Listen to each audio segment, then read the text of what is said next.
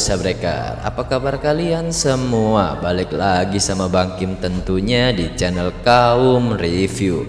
Kali ini Bang Kim akan melanjutkan alur cerita manhwa yang berjudul Reinkarnasi Pembunuh Terhebat part ke-7. Buat kalian semua yang belum nonton part sebelumnya, Bang Kim saranin buat nonton terlebih dahulu supaya kalian gak ketinggalan alur ceritanya. Oke lah, nggak usah lama-lama, buruan subrek bagi yang belum subrek, karena kita akan langsung masuk ke dalam alur ceritanya. Di part sebelumnya, Raon mengikuti ujian tes seleksi peserta pelatihan, dan Raon pun berhasil melakukan tesnya serta menjadi peserta train terbaik nomor 1 selama ini. Lalu di part ke-7 kali ini, mendengar nama Raon menjadi train terbaik, Sylvia terharu bahagia, matanya berkaca-kaca seolah-olah hal ini tidak mungkin terjadi. Tampak obrolan dari keluarga lain yang tak percaya jika Raon menjadi train terbaik. Mereka masih tak habis pikir bagaimana bisa Raon mengalahkan Buren. Tiba-tiba saja Buren berteriak bahwa ia tidak terima dengan keputusan dari Rimmer. Ia berkata bahwa ini tidak benar dan Rimmer sedang berbohong. Rimmer pun sedikit terkejut mendengar teriakan Buren. Ia berkata kepada Buren apa maksud dari omongannya tersebut. Buren berkata bahwa ia tak terima jika Raon lebih baik darinya dan tak terima jika orang seperti Raon menjadi yang terbaik. Ia menuduh Raon sudah menggunakan sebuah trik untuk menjadi train terbaik.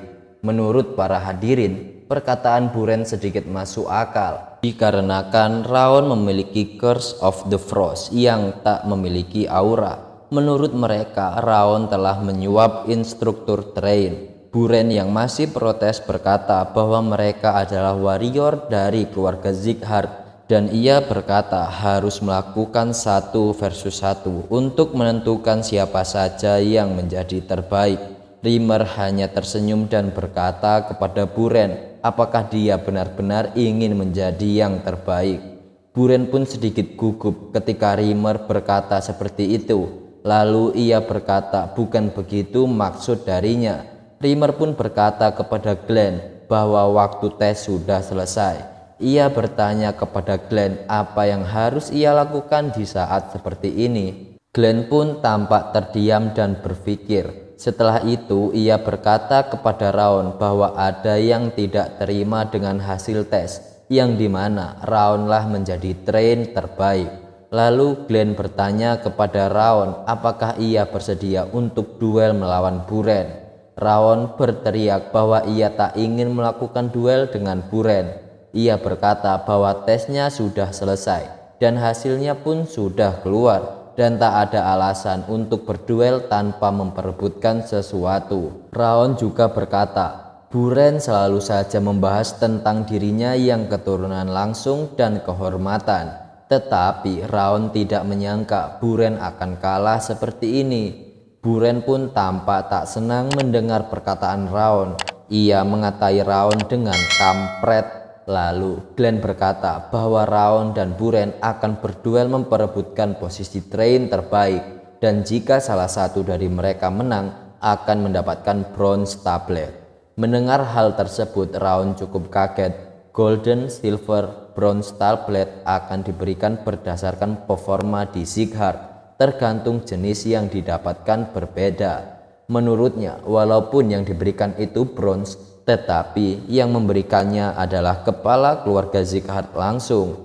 Lalu Raon menjawab bahwa ia mengerti apa yang dimaksud dari Glenn. Lalu Glenn berkata mereka akan memulai duel antara Raon dengan Buren. Kali ini mereka akan menentukan duel terbaik. Rimmer berkata bahwa di sini mereka akan menjadi yang terbaik dan mendapatkan hadiah jika mereka menang. Dan peraturannya masih sama, mereka tak boleh menggunakan aura dan senjata. Jika menggunakan itu, mereka segera didiskualifikasi. Mereka hanya boleh menggunakan tubuh dan menggunakan kekuatan fisik mereka. Lalu Rimmer memimpin pertandingan duel antara Raon dan Buren. Buren langsung menyerang Raon dengan pukulannya. namun Raon dengan mudah menghindari dari serangan Buren. Lalu Buren mengeluarkan Void Tiger First yang diwariskan oleh ayahnya. Menurutnya ini tak menyalahi aturan dan bukan kecurangan. Peserta pelatihan yang melihat merasa Buren sangatlah luar biasa, selalu menyerang Raon dengan cepat dan membuat Raon tak berkutik sama sekali. Sambil menyerang, Buren berkata Raon lebih lemah dari dirinya dan beraninya Raon mengincar posisi train terbaik. Lalu Buren juga teringat tentang omongan ayahnya yang tak ingin ia gagal dalam ujian ini. Ayahnya juga berkata jangan mengecewakan ayahnya. Lalu Buren yang merasa dirinya dilihat ayahnya dari bangku penonton. Ia tak boleh kalah dan harus membuktikan dirinya lebih baik dari Raon, dan berkata ia tak bisa dikalahkan orang seperti Raon.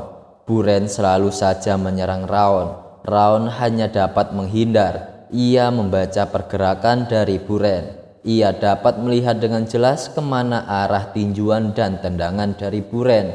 Melihat Raon yang hanya bisa menghindar, Buren berkata, apakah Raon menyerah dengan dirinya? Di saat yang bersamaan, tampak Buren hendak mengeluarkan pukulan Void Tiger First. Begitu juga dengan Raon, ia berhasil meniru Void Tiger First. Lalu tangan tinjuan mereka beradu yang membuat Buren terpental. Dan Raon memberikan pukulan tepat di perut Buren. Lalu Raon mengakhiri duel ini dengan memberikan Void Tiger First pada Buren.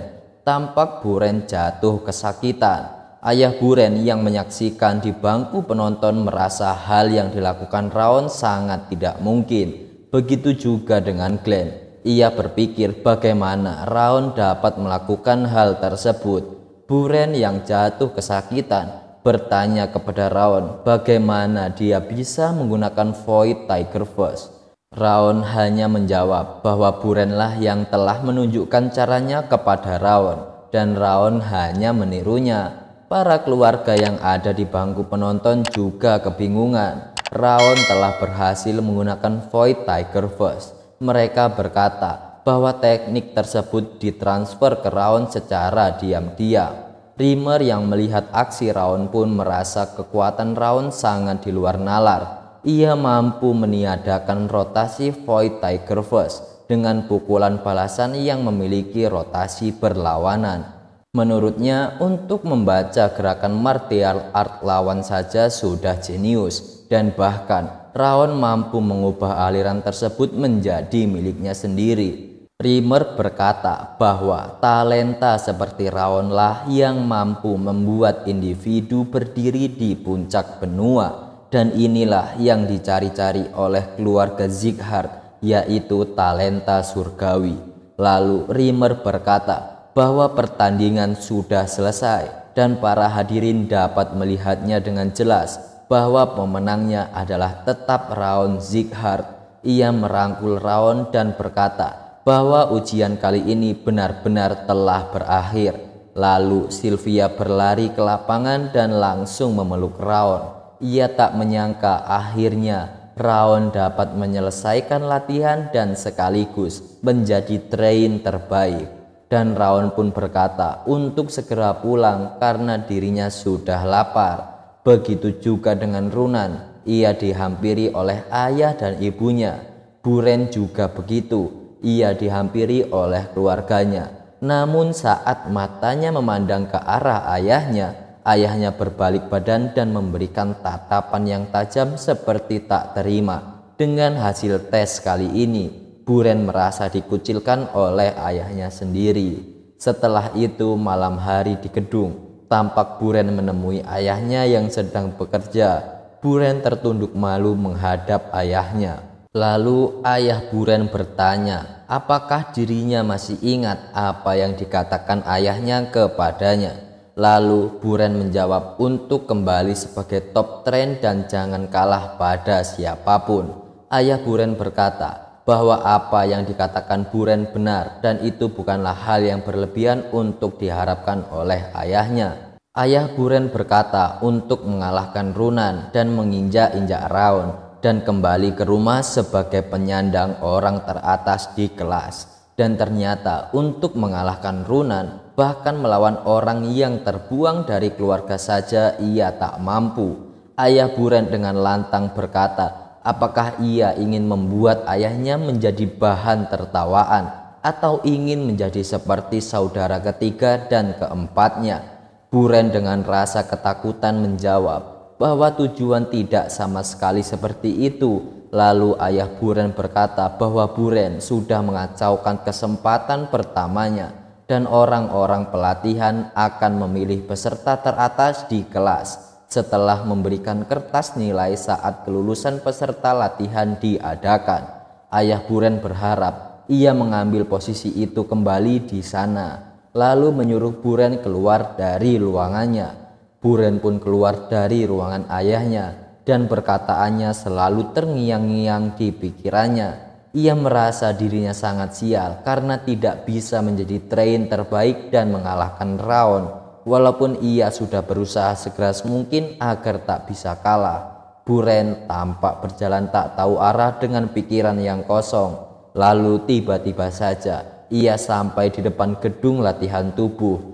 Ia pun bertanya kenapa dirinya bisa sampai sini. Mungkin ini karena dia sedang stres dan kebiasaannya berjalan tanpa tujuan. Lalu ia masuk ke gedung tersebut. Ruangan tersebut kosong karena pelatihan sudah selesai.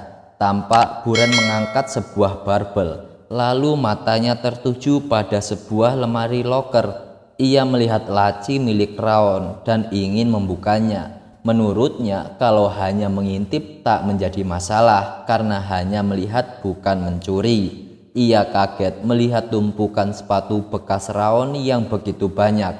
Ia tak habis pikir Raon menghabiskan sepatu sebanyak ini dalam 6 bulan, sedangkan dirinya hanya mengganti 2 sepatu selama ini. Lalu ia melihat seperti ada bayangan Raon yang sedang latihan olah tubuh. Menurutnya kalau dipikir-pikir lagi, Raon selalu saja latihan saat dia mengabaikan hal-hal dasar dan latihan swordsmanship agar dapat mencolok dari kadet yang lain, atau saat ia menginginkan istirahat dengan nyaman dan Raon telah mengeluarkan esensi sesungguhnya dari seorang Sighart. Buren merasa selalu melakukan keterbalikan dari yang dilakukan oleh Raon. Lalu Buren meletakkan kembali sepatu milik Raon dan keluar dari ruangan tersebut. Ia berjalan sambil menatap langit yang sudah gelap. Sementara itu Raon yang sedang berada di kamarnya bersama Roh Biru sedang melihat stat window. Roh Biru berkata bahwa ia telah hidup selama ratusan tahun tetapi tak pernah ketemu orang seperti Raon. Lalu ia bertanya siapa Raon sebenarnya. Raon yang masih fokus melihat stat window menjawab dengan santai bahwa siapa yang tahu siapa dirinya sebenarnya. Ia membebaskan Roh Biru untuk menebaknya. Raon yang kebingungan melihat stat window bertanya kepada Roh Biru tentang kemampuan yang diperlihatkan oleh stat window. Roh Biru menjawab bahwa itu adalah perception of the snowflower. Ia berkata bahwa Raon mendapatkan trait yang bagus. Roh Biru menjelaskan ini dari ability yang meningkatkan jangkauan indera miliknya. Walau sekarang masih bintang 1, tapi akan meningkat sekitar 10%. Raon yang mendengar perkataan Roh Biru merasa hal ini cukup bagus untuknya. Raon bertanya kepadanya, kenapa namanya seperti itu? Menurut Raon ini sangatlah aneh, tetapi menurut Roh Biru itu adalah nama yang keren. Lalu Raon keluar dari kamarnya. Keesokan harinya, Raon yang sedang bersama Sylvia didatangi oleh seorang pelayan kerajaan bahwa Raon sedang dipanggil oleh Glenn. Sylvia sedikit kaget. Ia bertanya pada pelayan apakah Raon dipanggil karena membuat sebuah kesalahan. Sang pelayan berkata kepada Sylvia untuk tidak perlu khawatir. Ia berkata bahwa Glenn ingin memberikan tablet bronze secara langsung kepada Raon. Lalu tampak Raon sedang berlutut hormat di hadapan Glenn. Lalu Glenn berkata pada Raon Walau dirinya tak menyukai situasi ini, tapi ia harus memegang janjinya. Lalu sang pelayan memberikan tablet bronze kepada dirinya. Sambil Raon mengambil, ia dijelaskan oleh pelayan bahwa kapan saja ia mengembalikan bronze tersebut, ia boleh meminta barang atau janji yang sesuai dengan tablet bronze. Raon yang memegang tablet bronze ingin bertanya satu hal kepada Glenn. Ia bertanya tentang apa yang harus ia lakukan agar ibunya mendapatkan posisinya kembali seperti sebelumnya. Glenn bertanya posisi apa yang ia maksud, apakah sebagai bagian dari garis utama keluarga. Lalu Raon menjawab Glenn bahwa maksud yang diinginkan Glenn benar seperti itu. Ia juga merasa bahwa Glenn sedikit melembut tiba-tiba. Glenn pun menjawab hal itu bisa saja dilakukan ketika sebuah pencapaian yang diakui oleh seluruh anggota keluarga telah dicapai.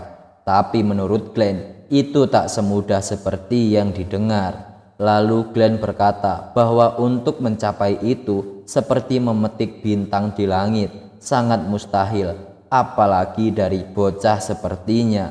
Raon menjawab, tapi kau mengatakan itu mungkin terjadi. Ia menaruh tablet bronze dan berkata tidak apa-apa dan berterima kasih atas jawaban kepala keluarga. Raon berbalik badan dan memutuskan untuk kembali bertemu ibunya. Belum jauh Raon berjalan, ia diberhentikan oleh Glenn. Glenn berkata bahwa Raon belum meminta hadiahnya dan ia hanya bertanya pada Glenn yang dimana itu bisa saja dijawab tanpa tablet tersebut. Lalu ia bertanya kepada Raon apa keinginannya. Lalu akhirnya part ke-7 pun sampai sini dulu nih sahabat. Terima kasih buat kalian semua yang udah nonton video ini sampai selesai. Terima kasih juga buat kalian semua yang udah setia dengan kami di channel Kaum Review. Tungguin updatean dari part selanjutnya yang akan kita upload secepatnya. Juga Bang Kim ingetin buat kalian semua yang belum subrek, silahkan di subrek terlebih dahulu. Juga tinggalin like dan komentar kalian sebanyak-banyaknya. Bang Kim pamit, sampai jumpa di part selanjutnya. See you and bye-bye.